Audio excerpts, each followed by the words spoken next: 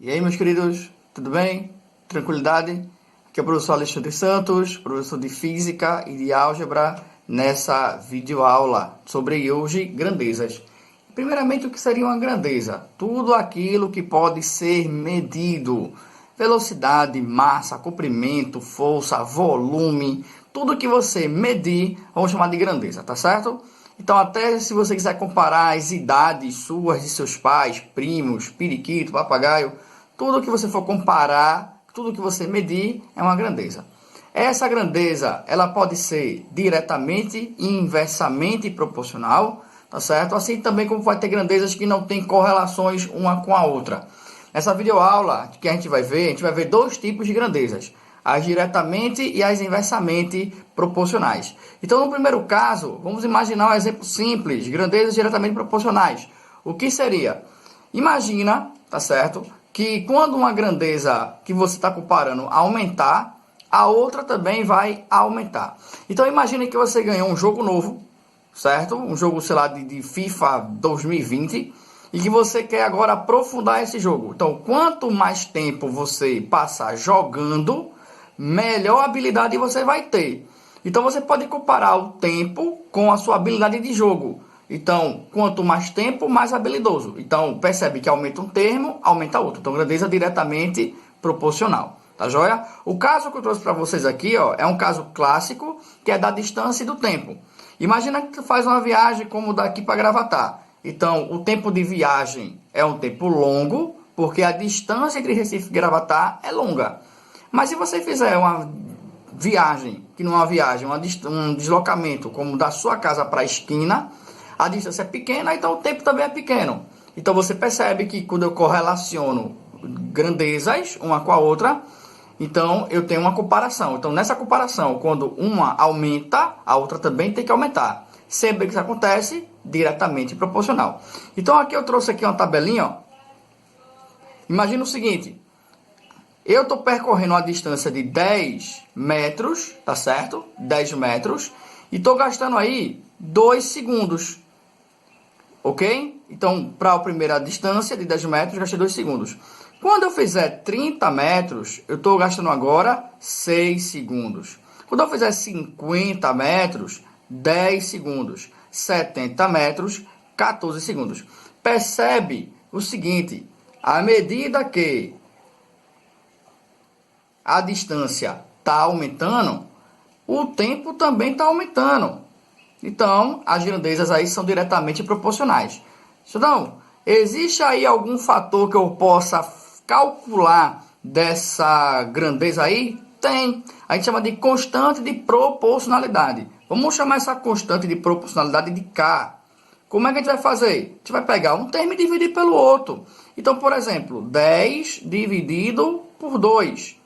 10 dividido por 2 vai dar quanto? 5.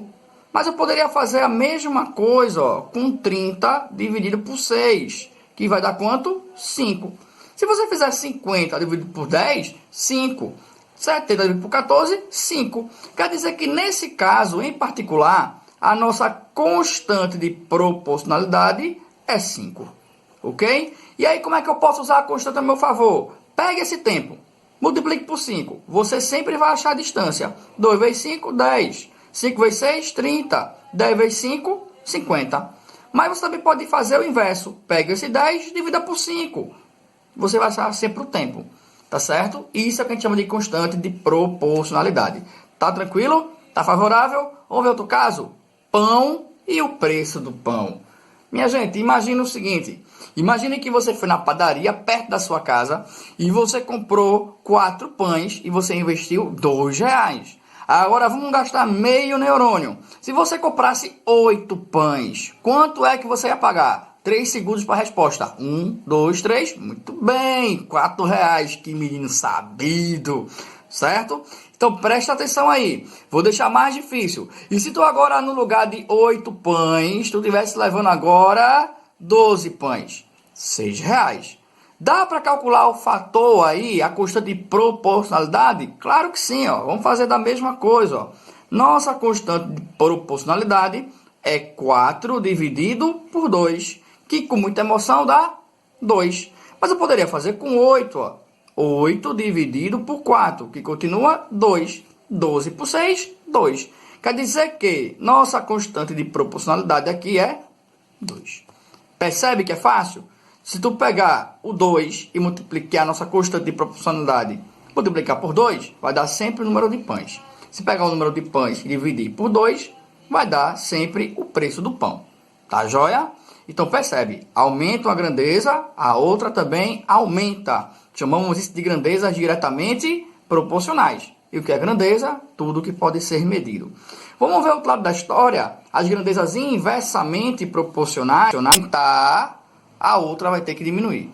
O caso que eu trouxe aqui é o caso de velocidade e tempo. A velocidade em km por hora e o tempo em horas. Imagine que um carro, ele percorre agora um certo trecho com 30 km por hora e gaste 1 hora para fazer isso. Tá bom? Primeiro caso. Se ele fizer o mesmo trecho a 60 km por hora, dobrei a velocidade. Então, o tempo vai o quê? Cair pela metade. Então, ele vai fazer em meia hora. Meia hora é igual a 30 minutos.